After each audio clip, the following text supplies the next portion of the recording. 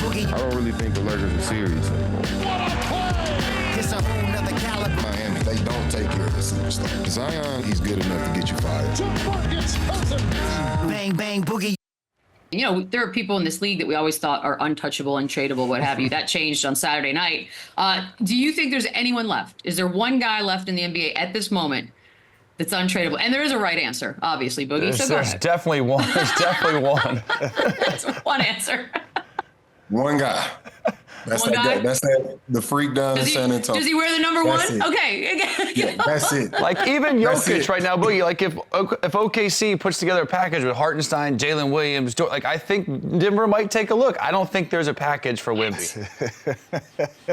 No, can't do it. God. Career suicide if you trade Wemby. Oh, can you imagine if you fire that dude, or if you traded that dude? You'll never Adios. be around a game of basketball again.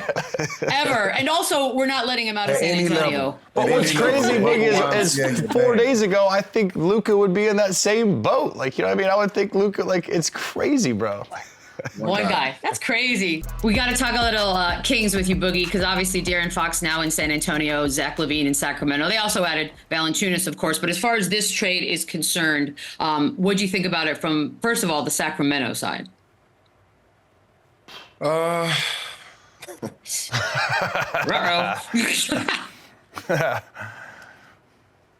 know what? I think De'Aaron Fox did what was best for his career, and trying to elevate his brand, elevate his market, put himself in a winning situation. And what I mean by winning is championship contention. Obviously, he teamed up with a really special talent in Wemby. I don't think any point guard would pass up that opportunity. So I think he did what was best for his career. As far as the Kings, I think they did a solid job moving forward. I do like the team that they put in place. I'm glad they didn't go into a total blow up and put, Doug Christie in that type of situation. I think this is a team that can, upset some teams on a nightly basis. I do think they have a chance of getting the play-in / the playoffs. It's still a really good team. I like Zach LaVine and Debo together. They have chemistry from being together in Chicago. You add Monk to the mix. I think that's a good situation. I wouldn't be upset with them going for a veteran point guard to complement this team. A guy like Chris Paul, I think would fit great with that team to keep it afloat and actually make them competitive this year. He's not that expensive. They don't have a pure point guard on the roster. I don't think Monk is a pure point guard, but a guy like Chris Paul in the fold with that team definitely could become a playoff team and give, teams some trouble. They literally don't have a point guard. They're starting Malik Monk and Keon Ellis. Like they need a point guard back. And Boogie, let's give you credit. Way to keep it together for the Sacramento Kings. Let me ask you again. Way to keep it together. Are you drinking already? I saw your wheels turning right there, man. Let me give you kudos. It was diplomatic. Very veteran answer. Can I ask, though, did they go backwards? Are they like 5 years backwards now? Are they just a little bit backward? Like, where are they? I think they stay steady, and that's why I'm not upset with the move. I think they stay steady. They definitely didn't take steps back and definitely didn't take any forward, but it's steady. And steady is not always a bad thing, and sometimes it's a great thing. So I think they're still in a really good place with a solid foundation moving forward. Now the Spurs. Championship next year? What are we thinking with a De'Aaron Fox now? I'm interested to see how they, what pieces they put around, those two guys now. The Spurs are so creative. They're also like, lightweight, sneaky. Like they kind of operate in Sam Presti type of way. So I'm interested to see. You can never really determine what they want to do. Obviously, this De'Aaron Fox thing had been, it gained some steam early in the summer, so it kind of made sense. And eventually it happened. But to see what they put around that, I'm interested to see. I'm actually excited to see because I'm sure it's going to be something nobody expected.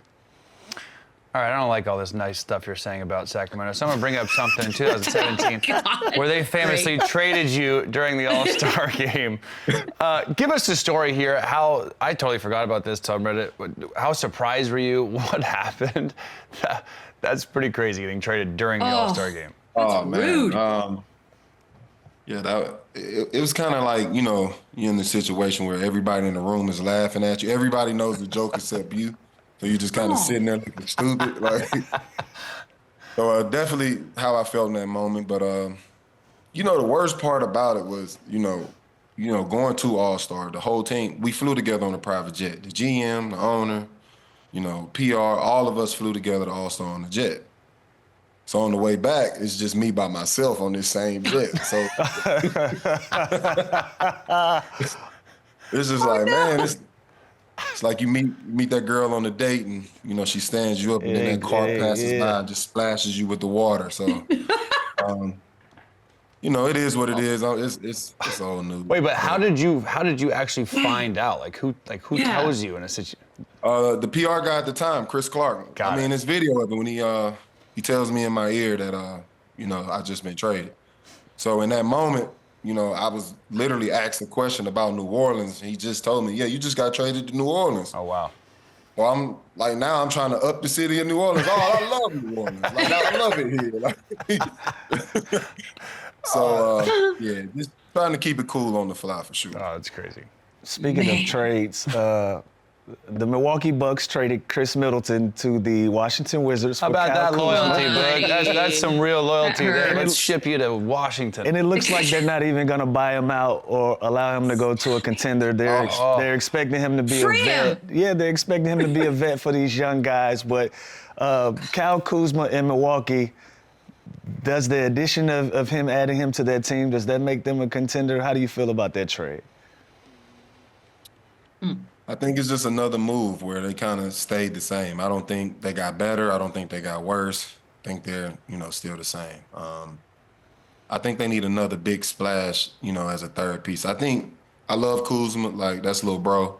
He's a championship piece to, you know, any contending team, but I like him as more of a fourth option. So I think they need one more. I would have liked this move if they were able to keep Middleton. I think that would have made sense. Yeah. But I don't think they got better. So hopefully they're still in the market to make another move. Yeah, and you play with Khris, and if you're Khris Middleton right now, and we've been throwing this word loyalty around in this business, what do you think he's thinking being traded to the Washington Wizards right now in his career? Devastated. I'm devastated for him. I think they did it the right way. They did it after Luka, so it's like, hey, you see, all is fair. Yeah. Nothing. Like, yeah. So, I think they timed it perfectly, but it's the same drink. So, I mean, I think Khris Middleton is a guy that can. I think he isn't done being moved. I think a veteran team would definitely make a move to, you know, add him to a contending team. Obviously, when he's healthy, he's a really, really good player.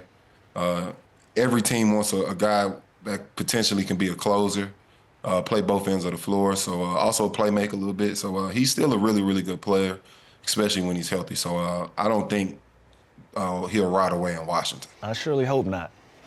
Yeah, It is crazy that Luka move really has just opened up. It's like the wild, wild west now. You can do anything you want. It really is. It feels a little bit crazy out here. But the Bucks thing, let's stick with them for a second. Because Giannis had a little funny comment about, you know, loving that the faces of the league, let's get them all, the Euro players, as the faces of leagues. And the idea that Jokic could perhaps one day be a Laker or a Knick. I thought it was pretty funny. But I also thought Giannis would be a Knick by the time it was all said and done. Could you see that? Join me here, Boogie. Do you Absolutely. see? One thing I learned about Giannis being his teammate is always truth in his humor. So and he's a lot smarter than he likes to give. Like things he say it's truth in it always. So I can see that being a thing that happens, especially if this experiment with Damian Lillard doesn't go as planned. It's obvious he was ready to move from Milwaukee once before they won that championship. So obviously he can get to a place where he's ready to move on. So if this thing doesn't work out, I can see that definitely being another situation. Him being in a Chicago type situation, absolutely. It's right down the street. He's comfortable in the Midwest. So and obviously Chicago is a great market for any superstar. So hey, it's truth in his humor. You get a guy like Luka with the Lakers. He moves to Chicago. Who knows where Jokic could go if he goes anywhere? But it makes sense. It's great for business. The league is trying to globalize the game. It all makes sense. It all goes together. So we're good with it. I always wonder, like, does it matter? Is it a big deal if all the big teams have the biggest names? Like, I've never been bothered by it, but people seem to be. So is it good for the league? Absolutely. Absolutely. I mean, Like, look right today's now at game is OKC with SGA and WEMBY with San Antonio. There's still these big names. Can you imagine if Yeah. those dudes were on the Knicks and the Lakers? The amount of No. marketability and the endorsements, Crazy. and it'd be nuts. crazy. But I think that's where the game is headed. It absolutely makes sense. Absolutely. All of it makes sense. But I got to ask you about the Pelicans. They make their move. They trade Brandon Ingram to the Raptors. They don't really get that much back either. Is this the first step in a major rebuild? Is Zion next? Like where do they go from here? The Zion move, I mean, I thought they would have already, done it. I would have thought they had something in play by now. And the fact that we saw Luka get traded for allegedly, being out of shape, like this should have been done with Zion if that's the standard in the league now. So I do think Zion can get to a place where he can flourish, and we'll see the best version of him. I like Zion in a Miami type situation. Under that culture, I think it changes the trajectory of his career. I also like him next to a LaMelo Ball. I think that would be a really good situation. Wow.